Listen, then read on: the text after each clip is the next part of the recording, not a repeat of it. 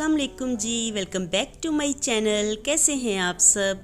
मेरे चैनल में आप सबको खुशामदीद और दुआ है कि सब बिल्कुल खैरियत से हों।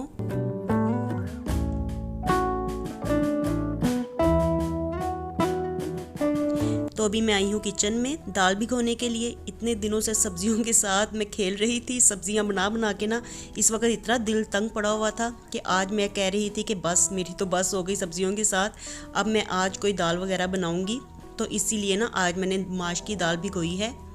और दूसरी तरफ ना जल्दी से मैंने आटा भी मशीन में लगा दिया है। तो आज ना मैं कह रही थी बच्चों के ट्यूशन से आने से पहले ना ये काम करके मैं फ्री हो जाऊँ, ताकि वो जब ट्यूशन से वापस आएँ तो फ़ौरन से खाना पका होगा आगे से, तो वो जल्दी से खा लेंगे वो। क्योंकि ट्यूशन से आने के बाद ना फिर वो 1 मिनट भी बैठते नहीं हैं सुकून से। उनका बस यही होता है कि हमें फ़ौरन से ना अभी खाना मिल जाए।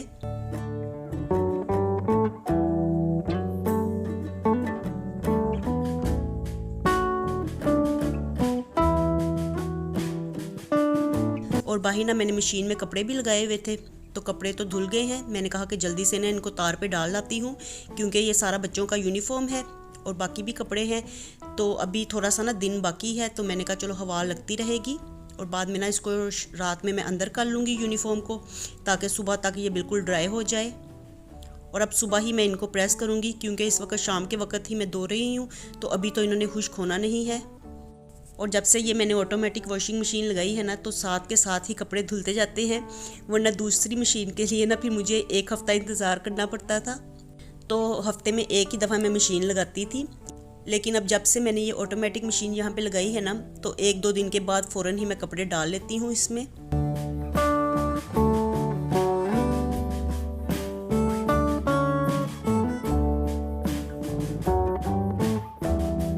और मैं ना बाहर तार पे कपड़े ही डालने के लिए गई थी। वापस मैं किचन में आई तो आटा ना यहाँ पे गूंदा गया था, तो मैंने ना इसको थोड़ा सा ना नरम नरम ही गूंदा है, क्योंकि ये फ्रिज में जाने के बाद बहुत ज़्यादा टाइट हो जाता है, सख्त हो जाता है, फिर ना इसकी रोटी पकाई ही नहीं जाती, बेली भी नहीं जाती। तो मैंने ना इसे नरम नरम ही गूंदा है।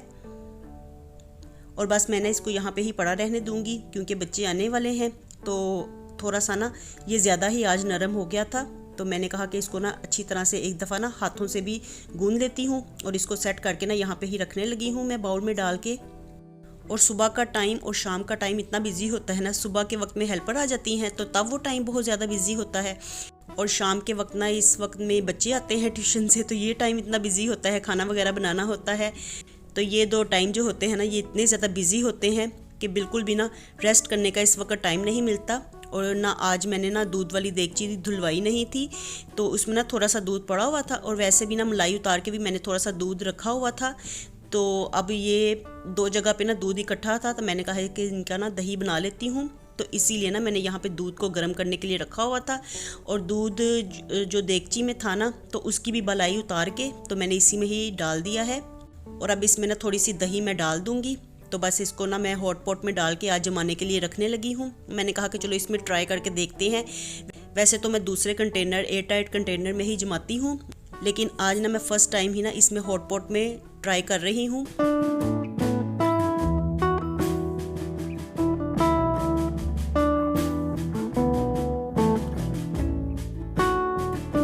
तो दूध को दही की जाग लगा के यहाँ पे ही मैं रखने लगी हूँ फ़िलहाल। तो अभी इसको ना मैं थोड़ी देर में ना हॉट पॉट को अवन में रख दूँगी, तो वहाँ पे ना फिर ये सारी रात पड़ा रहेगा।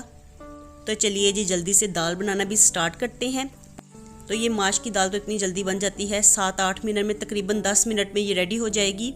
तो इसको ना मैं लहसुन अदरक के तड़के के साथ ही बनाती हूँ। इसमें हम लोग ना प्याज वगैरह नहीं डालते हैं, तो हर किसी का अपना अपना तरीका होता है। मेरी अम्मी ना वैसे प्याज के साथ ही इसको बनाती थी, लेकिन जब मैं अपने इन लॉज के घर में आई तो वो लोग ना इसे लहसुन अदरक के तड़के के साथ बनाते थे, तो अब मैं भी ना इसी तरह से ही बनाती हूँ। तो थोड़ा सा ना पहले इसमें मैंने खड़े मसाले डाले हैं, दालचीनी डाली थी और 1 बादियान का फूल डाला था, और साथ ही लहसुन अदरक को मैंने थोड़ा सा फ्राई कर लिया है। और अब इसमें ना मैंने 2 टमाटर काट के डाल दिए हैं। और अब ना मैं साथ ना इसमें मिर्च मसाले भी डाल दूंगी। सारे बेसिक वाले मसाले ही इसमें डलते हैं, कोई इसमें ज़्यादा स्पाइसेस वगैरह की ज़रूरत नहीं होती, क्योंकि माश की दाल तो वैसे ही बड़ी मज़ेदार बनती है। इसमें बस गरम मसाला मैं थोड़ा सा ज़्यादा ऐड करती हूँ, हरी मिर्चें डाल लेती हूँ, तो इन सब चीज़ों का ना फ्लेवर मुझे अच्छा लगता है माश की दाल में। तो मिर्च मसाले डालने के बाद ना अब मैं इसको ना ढक के थोड़ी देर के लिए पकाने लगी हूँ ताकि ना ये टमाटर नरम हो जाएं। तो चलिए जी, दूसरी तरफ दूध को भी बॉईल आने लगा था। एकदम ही मेरी नज़र दूध के ऊपर पड़ी। मैंने कहा कि शुक्र है मेरी नज़र पड़ गई, वरना ऐसे होता है कि दूध के ऊपर नज़र नहीं पड़ती और दूध निकल के बाहर स्टोव के ऊपर बिखर जाता है। तो इसी तरह से ना अक्सर हो जाता है। वैसे मैं ना दूध को पास खड़े होकर भी बॉईल दिलवाती हूँ हमेशा से ही। और इतनी देर में ना मसाला भी सॉफ्ट हो गया था, तो इसकी ना थोड़ी सी भुनाई कर लेते हैं।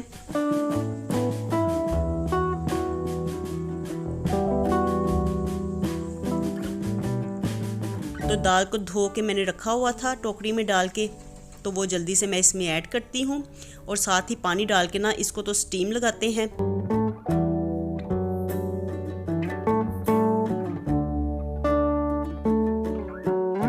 तो चलिए जी, झटपट मेरी दाल यहाँ पे बनने के लिए तैयार हो गई है।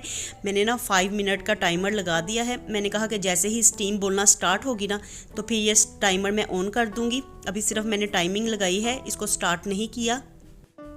और ये ना टाइमर मैंने यहाँ पे इसीलिए ही रखा हुआ है क्योंकि बाज़ चीज़ें ऐसी होती हैं जिनको कि आपने राइट टाइम बंद करना होता है स्टोव के ऊपर से। तो इसी तरह से ना अगर 5 मिनट से ज़्यादा 6 मिनट की स्टीम लग जाए ना माश की दाल को, तो फिर वो बिल्कुल हलवा हलवा लगने लगती है। तो उस तरह की दाल तो घर में कोई भी नहीं खाता, ना बच्चे खाते हैं ना मैं खाती हूँ। तो हमें ना थोड़ी सी खरी खरी दाल ही अच्छी लगती है, इसलिए ये टाइमर मैंने रखा हुआ था यहाँ पे कि कोई चीज़ जो परफेक्ट टाइमिंग पे आपको तैयार करनी होती है तो इसके लिए ना काफ़ी सहूलत हो जाती है। तो प्रेशर में लगा आई थी और उतनी देर में ना धनिया और हरी मिर्चें भी मैं अलहदा कर लेती हूँ। तो ये देखिए, धनिया जो मैंने काट के रखा हुआ था ना, तो उसी में से आज फर्स्ट टाइम ही मैं निकालने लगी हूँ। तो इसमें ना थोड़ा सा धनिया मैं ज़्यादा ही डालती हूँ दाल में। माश की दाल में ना धनिया, हरी मिर्चें, गरम मसाला, ये 3 चीज़ें ना ज़्यादा ही हो तो अच्छी लगती हैं।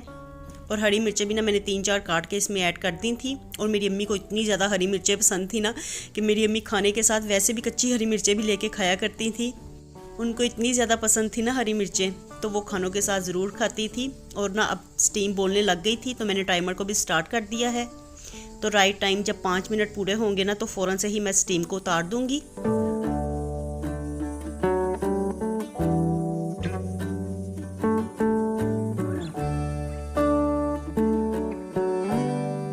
और इतनी देर ना मैं यहाँ पे फ्री ही थी, तो मैंने कहा कि आटे के ना पेड़े बना के रख लेती हूँ, तो वो ना थोड़े से सेट होते रहते हैं। और ये थोड़ा सा आटा ना कल का मेरे पास पड़ा हुआ था, तो इसकी भी मैं रोटियां साथ ही आज बना लूँगी, इसको ख़त्म कर दूँगी। तो वैसे तो ना मैं आटा इसी स्टील के डब्बे में डाल के रखती हूँ। इसमें ना आटा काफ़ी सेव रहता है, ख़राब नहीं होता, 2 दिन भी अच्छी तरह से निकल जाता है। तो आज ना इसमें थोड़ा सा आटा पड़ा हुआ था, तो इसलिए मैंने ये प्लास्टिक का बाउल इस्तेमाल किया है। और माश की दाल के साथ ना वैसे तंदूर की रोटियां अच्छी लगती हैं, तो मेरा तो दिल चाह रहा था कि मैं तंदूर में रोटियां लगाऊं। फिर इतनी देर में ना बच्चे आ गए ट्यूशन से, तो मैंने कहा कि तंदूर को भी गर्म करने में टाइम लगेगा। उसको तो तकरीबन 15-20 मिनट ना हल्की आंच में मैं गर्म करने के लिए रख देती हूँ। फिर वो अच्छी तरह से गर्म हो जाए ना, एक दफ़ा वो गर्म हो जाए ना, तो फिर बड़ी अच्छी रोटियाँ लगती हैं। लेकिन अगर तंदूर थोड़ा सा भी ठंडा हो और उसमें आप रोटियाँ लगा दें तो फिर अकड़ जाती हैं। अब जैसे जैसे हम लोग तंदूर इस्तेमाल कर रहे हैं ना, तो थोड़ी सी समझ इसके बारे में आती जा रही है।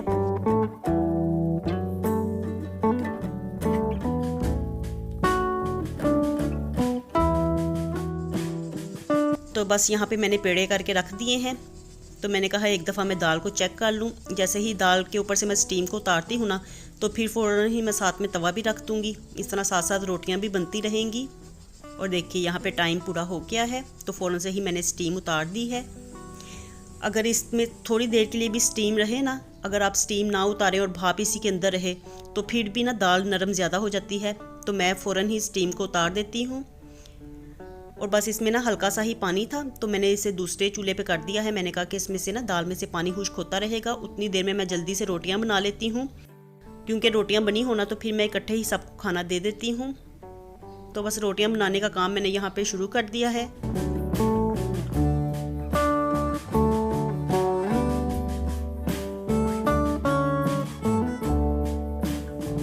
और आज ना ये टाइम मेरा इसलिए भी फ्री था क्योंकि वीडियो की वॉइस ओवर वगैरह ना कल रात में मैंने कर ली थी, तो वो काम करके मैं रात को ही फ्री हो गई थी। तो इसलिए ना आज ये शाम का टाइम, दोपहर का टाइम जो था ना, जब बच्चे ट्यूशन गए हुए थे, तो मेरे पास बिल्कुल आज फ्री था। तो इसलिए ना मैंने टाइम से ही खाना बनने के लिए रख दिया है, वरना ये टाइम होता है मेरा वॉइस ओवर वगैरह करने का और उसी में ना फिर वो टाइम निकल जाता है, तो बच्चे ट्यूशन से घर वापस आ जाते हैं और मेरा खाना लेट हो जाता है।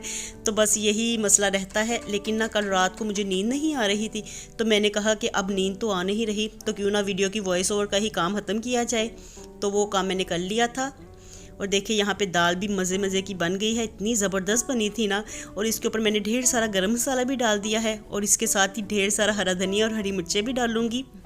और इसकी फ़ाइनल लुक जब आप देखेंगे ना, तो आपको बिल्कुल ऐसे लगेगा जैसे वो ढाबे पे मिलती है ना दाल, पकी हुई बाहर तंदूर से मिलती है, तो बिल्कुल वैसी दाल बनी थी। इतनी मज़ेदार और इतनी खरी खरी ना। और बाज़ दफ़ा ना कुछ चीज़ें इतनी परफेक्ट बन जाती हैं ना कि वो बस बिल्कुल ऐसे लगता है कि जैसे आप किसी रेस्टोरेंट से लेके आए हैं या मार्केट की हो। तो आज भी ना दाल बड़ी मज़े की बनी थी, टेस्ट में भी वैसी थी और वैसे दिखने में भी बिल्कुल वैसी ही लग रही थी। तो ये देखिए जी हमारी दाल की फ़ाइनल लुक देखिए। इसमें आपको ऑयल थोड़ा सा ज़्यादा लग रहा होगा, लेकिन बाज़ चीज़ें ऐसी होती हैं जिसमें ना थोड़ा सा ऑयल ज़्यादा ही हो तो अच्छा लगता है, जैसे आलू मेथी वगैरह हो गई या ये माश की दाल वगैरह हो गई। तो इन चीज़ों में ना कुछ चीज़ें ऐसी होती हैं जिनमें ऑयल थोड़ा सा ज़्यादा ही अच्छा लगता है। और ये देखिए जी ज़बरदस्त सी माश की दाल बिल्कुल रेडी है। और इस वक्त ना मैं साथ ही बच्चों को भी कह रही थी कि रोटियाँ भी बन गई हैं, आके खाना पकड़ के ले जाओ। तो वो लोग तो इस वक्त ना टीवी के आगे ही बैठ के बस खाते हैं, क्योंकि यही टाइम उनके पास फ्री होता है। आजकल स्कूल ट्यूशन दोनों जगह पे जाते हैं ना, तो थक भी जाते हैं और बस ना इस वक्त खाना खाने के दौरान ही थोड़ा सा टीवी वगैरह देखते हैं और फिर फ़ौरन ही थोड़ी देर बाद ही सो जाते हैं। तो बच्चे तो ले गए थे खाना अपना और मैं ना यहाँ पे बैठ गई हूँ। तो मैंने कहा कि यहाँ पे बैठ के आराम से अपना खाना खा लेती हूँ, क्योंकि ना अरीबा का गला इस वक्त ख़राब है। तो अगर मैं अचार अंदर लेके जाती ना, तो उसने साथ मेरे साथ ही खाना था, तो इसलिए ना मैं स्पेशली यहाँ पे बैठी हूँ। मैंने कहा कि उसके सामने ना ही अचार आए तो अच्छा है, वरना फिर वो ना सास शुरू हो जाती है, क्योंकि उसे भी अचार मेरी तरह खाने के साथ अच्छा लगता है। तो माश की दाल के साथ ना वैसे सैलड बना हो, कुतरा सैलड या अचार हो तो बड़ा अच्छा लगता है। और आज मेरे पास ना घर में सैलड वगैरह की तो कोई भी चीज़ नहीं थी। खीरा वगैरह, मूली तो थी घर में, खीरा नहीं था, गाजर भी थी, लेकिन बस ना फिर मैंने काटा ही नहीं। और ना मैंने कहा कि चलो अचार के साथ ही ना आज दाल को एंजॉय करते हैं। तो चलिए जी इस वक्त तो खा रहे हैं हम अपना खाना, गर्मा गर्म दाल, और इतनी मज़ेदार लग रही थी ना कि बाज़ दफ़ा ना कुछ चीज़ें खा के आपको मज़ा ही आ जाता है अल्हम्दुलिल्लाह। तो आज भी ना बहुत ज़्यादा मज़ा आया। तो चलिए जी मैं खाती हूँ अपना खाना और आपसे लेती हूँ इजाज़त। मिलती हूँ नए व्लॉग के साथ। खुश रहिए जी, आबाद रहिए, अपना बहुत सा ख्याल रखिएगा। अल्लाह हाफिज़।